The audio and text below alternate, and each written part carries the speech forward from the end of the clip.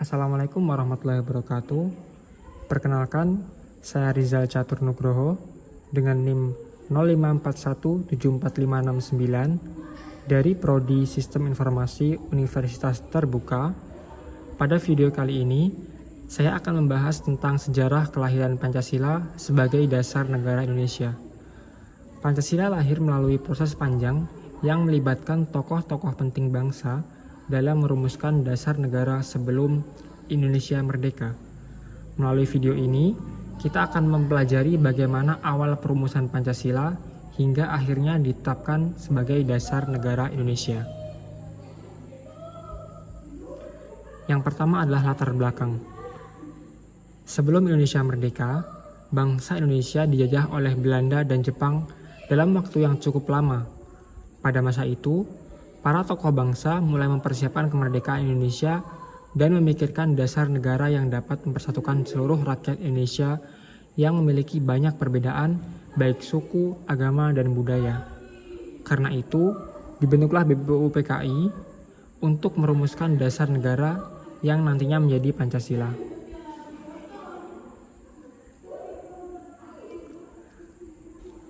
Proses kelahiran Pancasila dimulai dari sidang pertama BPUPKI pada tanggal 29 Mei dan sampai 1 Juni 1945.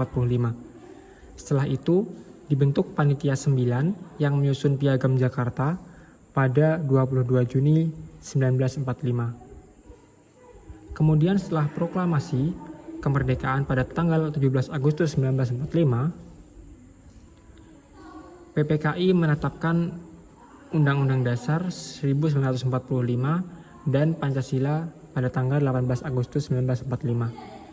Dari proses inilah lahir Pancasila sebagai dasar negara Indonesia.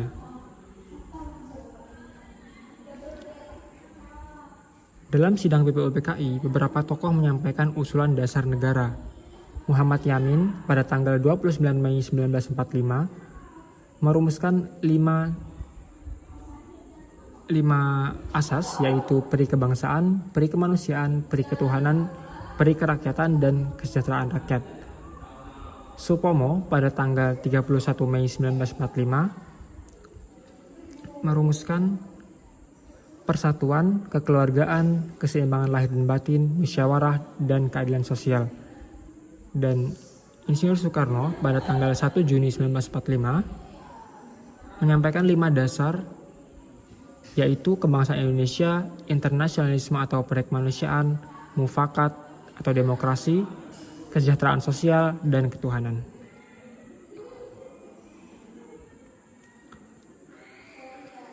Setelah sidang BPUPKI pertama, muncul berbagai usulan dasar negara dari Yamin, Supomo, dan Soekarno.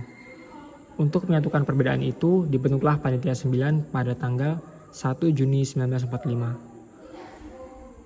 Panitia ini bertugas menyusun rumusan dasar negara yang kemudian dikenal sebagai Piagam Jakarta. Naskah ini menjadi salah satu awal lahirnya Pancasila.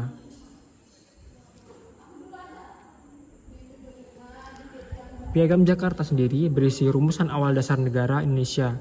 Dalam naskah ini terdapat 5 sila yang menjadi dasar pembentukan negara Indonesia. Yang pertama adalah ketuhanan dengan kewajiban menjalankan syariat Islam bagi pemeluk-pemeluknya. Kedua, kemanusiaan yang adil dan beradab. Ketiga, persatuan Indonesia. Keempat, kerakyatan yang dipimpin oleh hikmat kebijaksanaan dalam permusyawaratan perwakilan. Dan yang terakhir, keadilan sosial bagi seluruh rakyat Indonesia. Namun, sila pertama pada Piagam Jakarta kemudian mengalami perubahan agar lebih dapat diterima seluruh rakyat Indonesia dari berbagai agama dan golongan. Perubahan itu menjadi ketuhanan yang Maha Esa.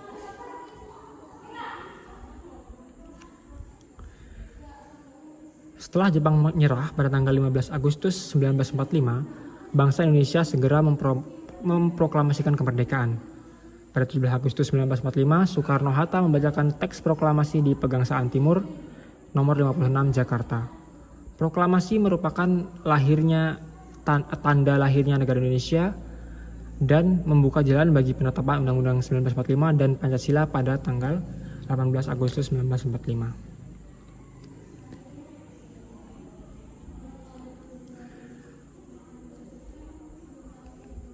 Setelah Indonesia merdeka, PPKI mengadakan sidang pada tanggal 18 Agustus 1945. Dalam sidang tersebut ditetapkan Undang-Undang Dasar 1945 dan Pancasila sebagai dasar negara Indonesia. Rumusan Pancasila yang digunakan sampai sekarang terdiri dari 5 sila yang dapat dibaca pada layar dan ditetapkan pada tanggal 18 Agustus 1945.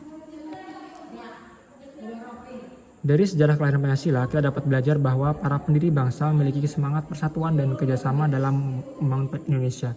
Pancasila bukan hanya dasar negara, tapi juga pedoman hidup bangsa Indonesia. Sebagai generasi muda, kita harus menjaga nilai-nilai Pancasila dalam kehidupan sehari-hari. Sekian video yang dapat saya sampaikan. Apabila ada kurangnya saya mohon maaf. Wassalamualaikum warahmatullahi wabarakatuh.